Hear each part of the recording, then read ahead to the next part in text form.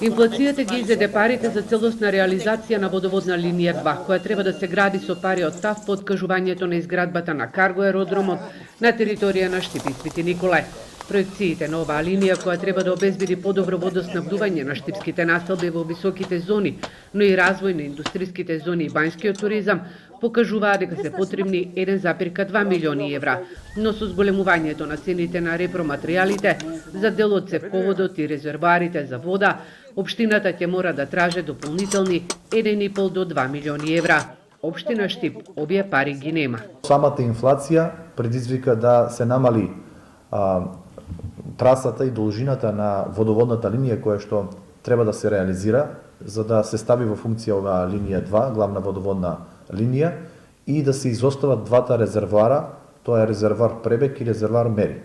Штипскиот граначалник во комуникација со фирмата подизведувач има информација дека со работа на она што е одобрено ќе се почне деноиве, но проектот нема да биде завршен.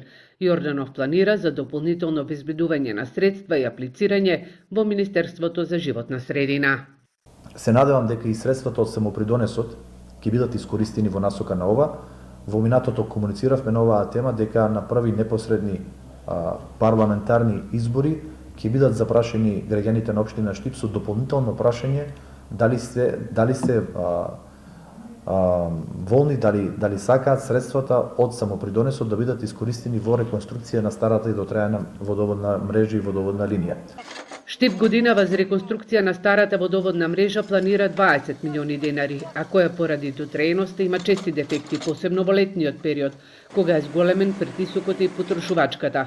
За нејзина целосна ревитализација, локалната самоуправа ќе побара од граѓаните да се изјаснат на референдум.